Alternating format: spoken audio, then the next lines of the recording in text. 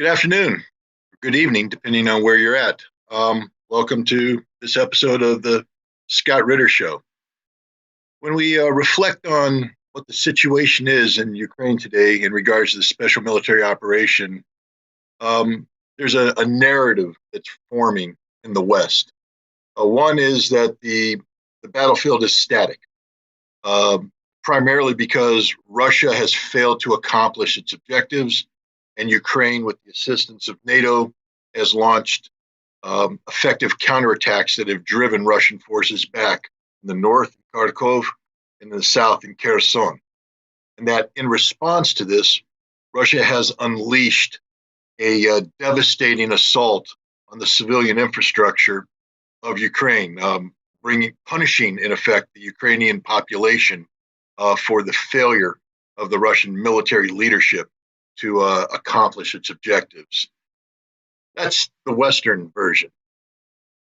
There's another side to this story. And that side is that Russia, having not provided sufficient resources to the task of the special military operation, has gone on the defensive while it mobilizes over 300,000 new troops. And in the meantime, Russia is carrying out a punishing strike against the critical infrastructure necessary to sustain the war effort in Ukraine, thereby degrading the effectiveness of the Ukrainian ability to continue this conflict. The other aspect of this is that despite the fact that NATO has provided tens of billions of dollars worth of military equipment to the Ukrainian armed forces, the majority of this equipment has been destroyed on the field of battle, along with tens of thousands of Ukrainian forces. Now, while Russia is building up its capability, Ukraine's capability to continue the conflict is diminishing. What's the truth? Who knows? Well, we just so happen to have somebody today as a guest on the show who can provide some insight to that. We have Major General Ati Aladanov. He is a field commander. He is on the ground in, I believe, in the special military operation. Welcome, sir. Welcome to the show.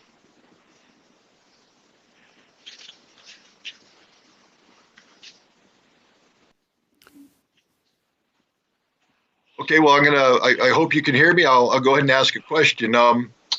You're the commander of the Chechen Special Forces operating in, I believe, in the Lugansk area.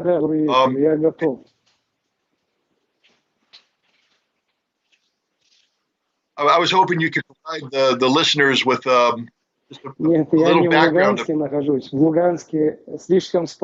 I'm not in Luhansk directly. I'm in Popasnaya now, where it's not so quiet. Where it's not all quiet. Well, I wish you the safety. You're a major general in the Russian National Guard. You're the commander of the Chechen Special Forces. Could you describe for the listener what your role is right now? What role do you play in the special military operation?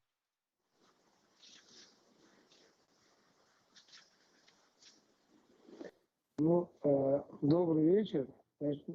afternoon. Let me start from the fact that I'm the assistant of the head of the Chechen Republic. Then I'm the commander of the special detachment of Akhmat. And after that, I'm the deputy commander of the 2nd Army Corps of the Luhansk People's Republic on the ground. You understand very well that my first position and the second position and the name of the special detachment Akhmat are saying for themselves, and I directly organize the work of my detachment on the ground at the front, and I'm dealing with the destruction of the enemy, and we believe that we can make it, and we have enough forces for that. And I'd like to support you in saying that Ukraine, with help of NATO, is trying to do something at this section of the front.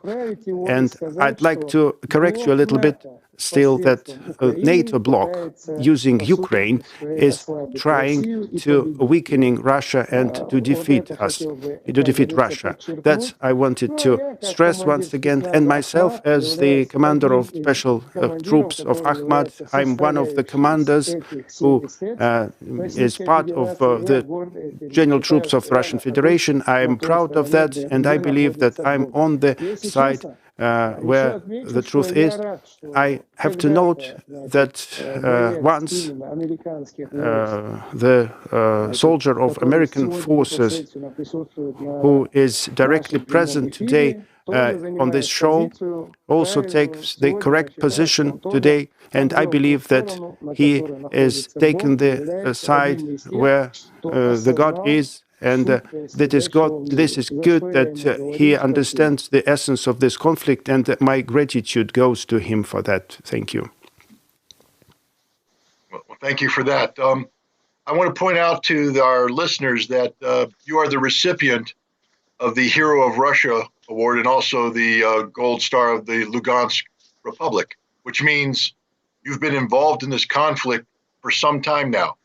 Can you give us an idea of how the conflict has changed from the beginning when it started back in February and March to where we are today, and what the role of the Chechen Special Forces has been?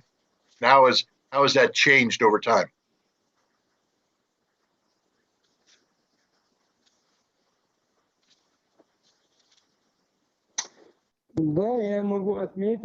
Yes, I can say that I was directly evidenced that from the first day, and I can tell you what was the format and what were the circumstances of the conflict, how it was evolving. I have to tell you that from the very beginning, the Ministry of Defense of Russian Federation set the goal, which is a normal goal, and I was listening to the radio and to the messages that they tried to do as much as possible to lose as less as people as possible, to save as many people as possible. They tried to inflict as less damage as possible to the cities and to the civilians. Of course, we didn't plan from the beginning this devastating destruction and elimination of cities and villages as the American forces used to do. Russia set a task, set a goal initially to bring Ukraine to the state where it could understand and that it is not possible for it to be in the NATO bloc, and the world should also see, and the Russian troops should show to the world that we can lead the fight not only to Ukraine but also against those who stand up against us. The more the NATO bloc, and in first place America, intervenes in the responsibility area of the Russian Federation and the territory which has to stay neutral, the territory of Ukraine, the more forces and efforts is invested there, the more weapons and the more powerful the weapon coming to the front, the stronger those events become dangerous and heavier and severe. And as a result, we have the picture and the situation, and I can tell you that on the front, we practically have no Ukrainians anymore. At the front, on the grounds, we have, and if you listen to the radio on air, you hear just English, Polish language, and it turns out that those people who are called foreign mercenaries are staffed militaries both from the states, from England and other NATO bloc states, NATO bloc member states.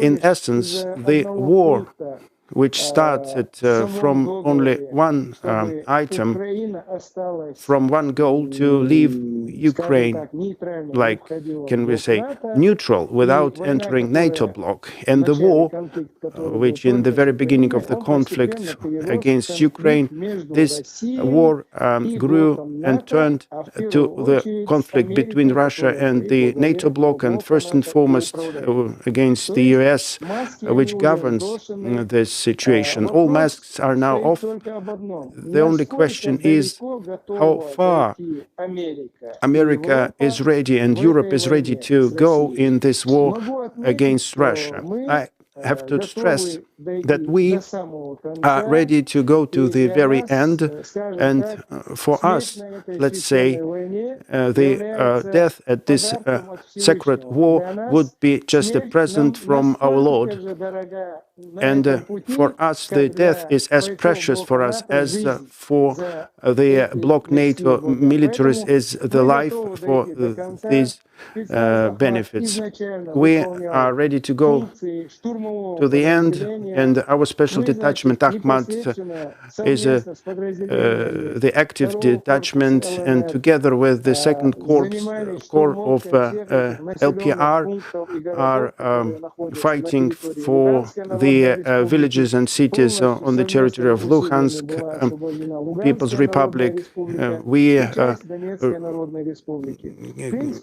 released the LPR and also part of DPR, and we are going to continue this work, this fight, and independent how many enemies will stand up against us, the God is on our side. Thank you very much for that answer. Here's a fundamental question. One of the objectives that has been set for the special military operation by the Russian Ministry of Defense is the demilitarization of Ukraine. And I have been led to believe that that meant to eliminate the NATO influence on the Ukrainian army. But what you just described is a Ukrainian military that is, in effect, a NATO military. Does this mean that the war cannot end until the Ukrainian military is destroyed?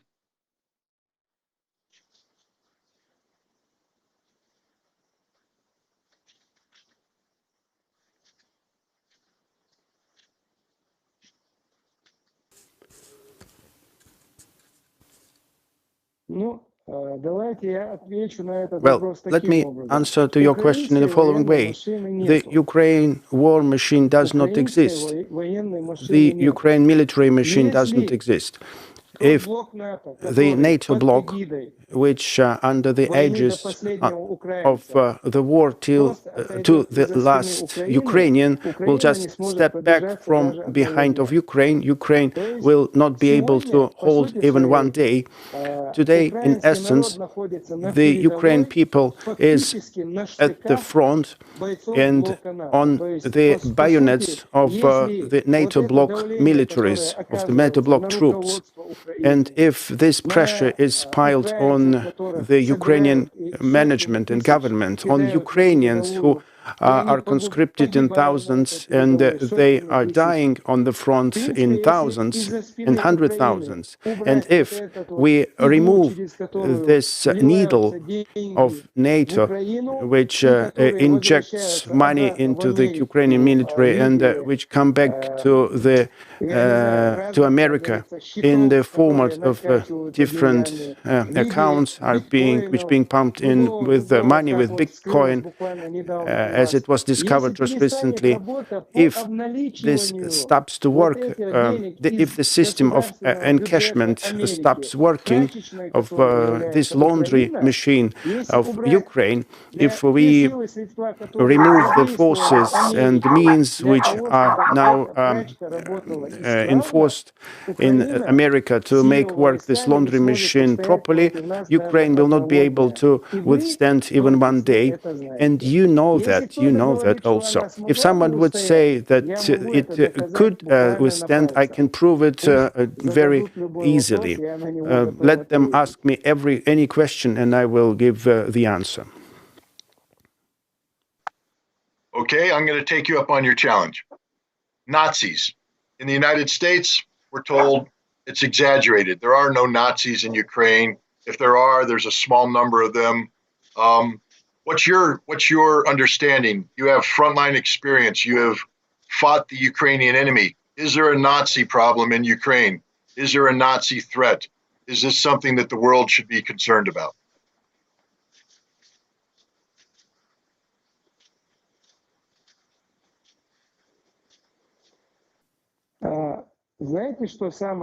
You know what is most interesting? The most interesting is that no matter sad would it be for the colleague sitting in front of me, he should know that America is the state which has not one face but multiple faces, multiple masks. And if America, for such events and for such things happening in Ukraine, every state in the world could be put under sanctions, destroyed for killing people, although Nazis was in a slightly different form. They said that there are some Islamic terrorists or something, but indeed, if we take a look at what happens on the territory of Ukraine, if we take a look at massive killings and massacres, just for the fact that people, citizens, which are Russians in blood, just because they want to speak Russian language, only because they want to watch TV when in Russian, if only for that they get killed in hundreds and thousands, and America turns a blind eye to that, I would ask a question: what else should there be which the world should see to understand, and America should accept and confirm that this is Nazis? All these gestures of Nazis, of fascists by youth, the whole rallies with flags, nationalist flags, with nationalist symbols, with portraits of Nazis from the World War II. Many thousands marching across Kiev, and America doesn't want to see it. And the most scary Nazis of Ukraine, Azovs, are being accepted in the White House. Well, we have to say that I have a question. It's interesting. I wonder what America thinks is Nazi, what Nazi means for America. When one Muslim would say that he wants to go fight against America, is this a Nazism? However, yes, I'm one of those who fights. I'm 49 now. I've been fighting 28 years. I was fighting against terrorists, but I don't call them Islamic terrorists, because the word Islam means and stipulates that there's no world terrorism after this word. There were a lot of people prepared by the American institutions, and America is the side to blame in training all those Al-Qaeda and other organizations which were saturated by weapons by America. With weapons by America. The question is, if they train people first and then destroy them and say that these are some terrorists or something, in the same way, America has been training same Azovs for many decades, for last decades, and they prepared them and trained them in special camps and which are located in European countries, and they make everything to make them kill the most Russians possible. Just think about it. How myself as a commander would never say and would never ask to kill as many people as possible of any nationality or a confession. This tells us that these people don't have God. They have no God in their souls. They are absolutely inhuman and they have no humanity. It tells us that they developed this Nazi in them, and myself and Mr. Kadyrov calls fascism, Satanisms. This is the Nazis. Look, just recently there was an event when 11 soldiers of the Ministry of Defense of the Russian Federation were just plainly executed when they left the building. Isn't it a Nazism? Isn't it a fascism? And where are those concerns of NATO bloc and America? Where is an extraordinary meeting of the Security Council of UN? No, we don't see it. Or when I say you, I do not direct it to you. I don't mean you personally, you, my counterparty in this show. I just ask you to consider it that I am addressing to the heads of NATO and America. The peoples of America and NATO member countries are absolutely innocent. But if we call somebody a criminal, if this person serves America, we can't call it a good guy. What else is interesting? Just imagine if the management, the government of the state will change in America, Democrats will leave, and we already see that the management setup of Senate has changed. So, and America starts to gradually to understand that Ukraine is the terrorist state. Part of them already understand that it's of no use to invest so much money in Ukraine, to inject so much in form of weapon. You should turn to your peoples, into your internal matters. The essence of what happens can be considered, especially from the point of view where you are standing.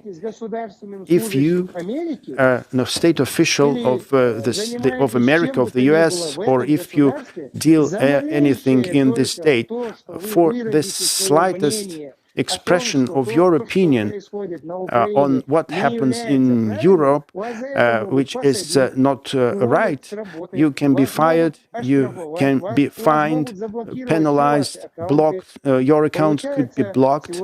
It turns out that, an Nazi and fascist regime is ruling in the States, in America, which supports its child in the Ukraine. That's what I see the situation. That's how I see this situation. Well, thank you very much for your response. Let me just answer this. I'm a former Marine, so I know what the law of war is. I know what war is. And I know that you don't shoot prisoners of war. And I'm ashamed that my country hasn't taken the proper stance and condemned the actions of those who murdered those 11 Russian soldiers and who have murdered other Russian soldiers as well. You said that the American people are innocent. We're not innocent. We're responsible for our government. We're the ones who are the moral conscience of our leaders. And if we remain silent on this murder, then we're as guilty as our government is on that. So I understand that you meant well, but the American people have much to account for here, because we're the ones who empower our government to do what they're doing there. But that's just me venting. I'm very frustrated by this, because as somebody who has been to war and understands war, warriors don't murder defenseless civilians or defenseless soldiers. So the people you're fighting clearly aren't warriors.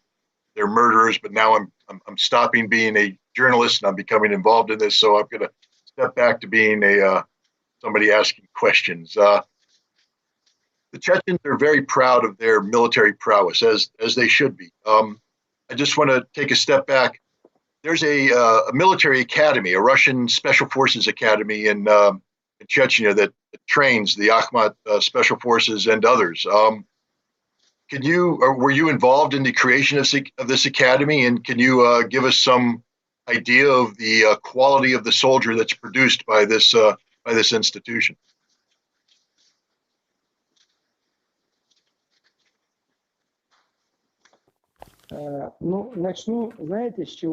Let me start from the following. You were absolutely right by saying that Americans, as people who keep silent, if they keep silent, they are guilty. But I'd like to correct you. Just please listen to me. I don't say that as many people as possible should be killed for the fact that the government of these people came to power in the form of this Satanist or fascist shape. To say that to kill more Americans or French, Germans, that would be wrong. When, in this case, we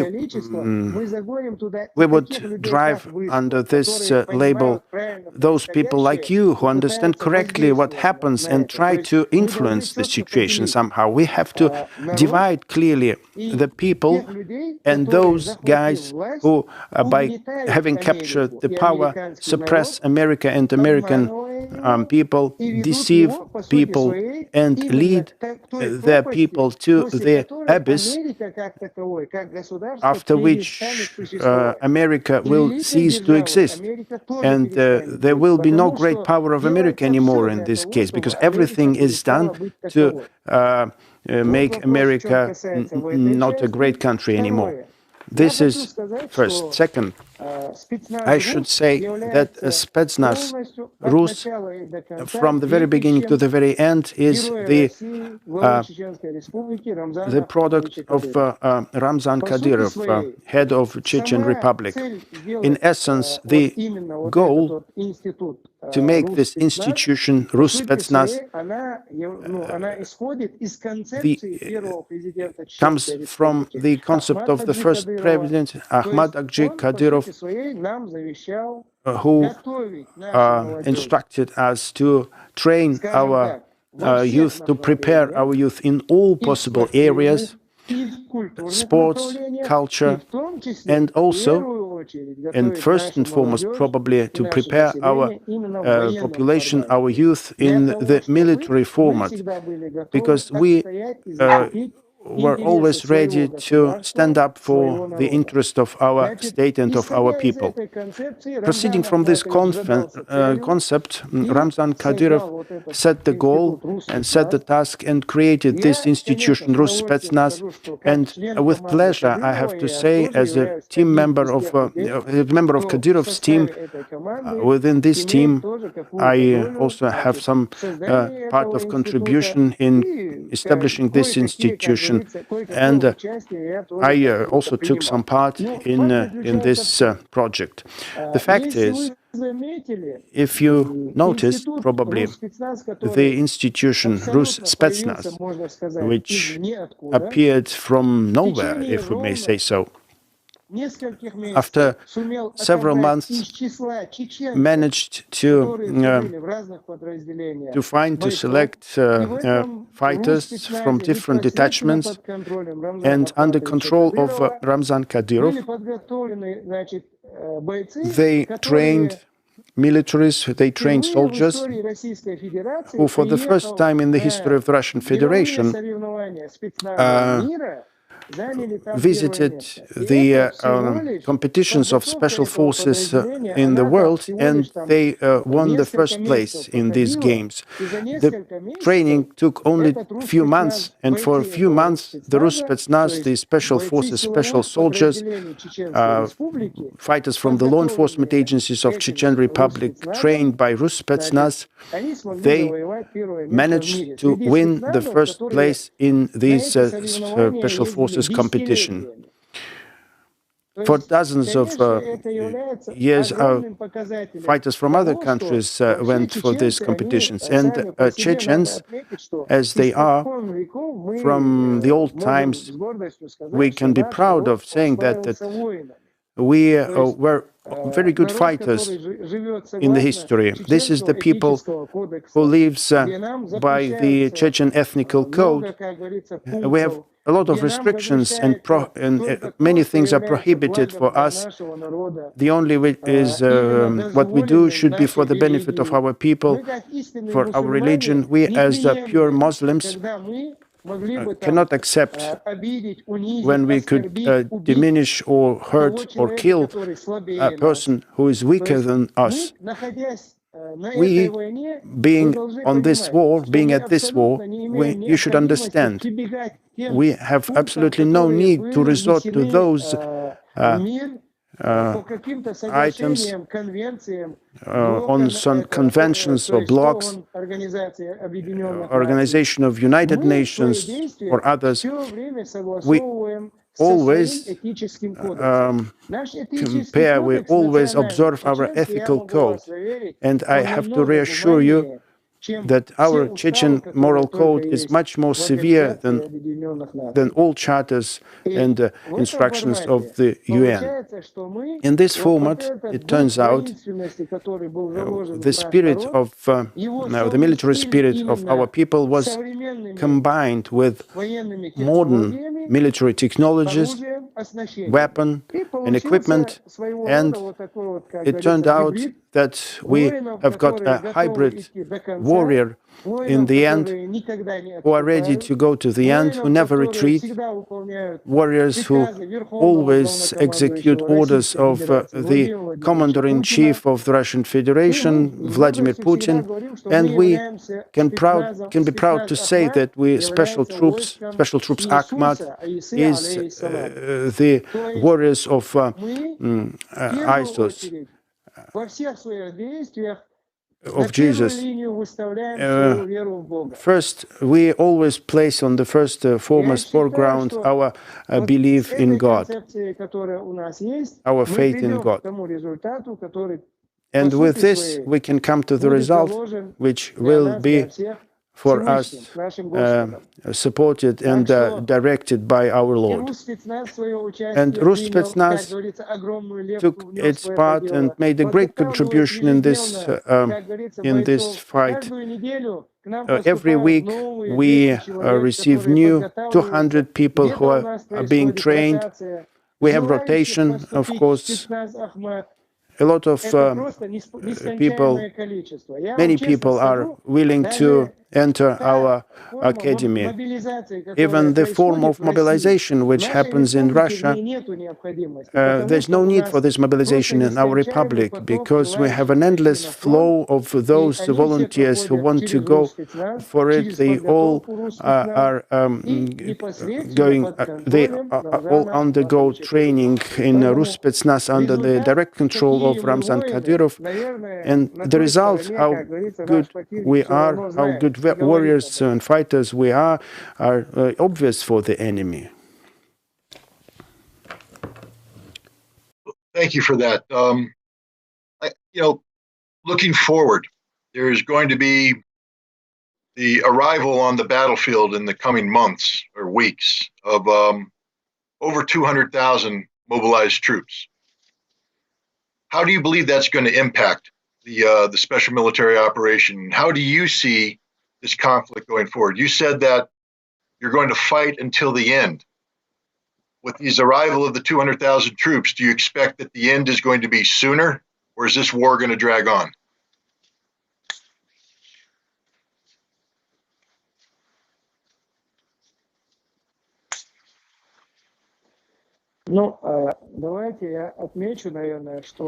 Let me note first that I don't think that the Ministry of Defense of the Russian Federation, sorry, no sound.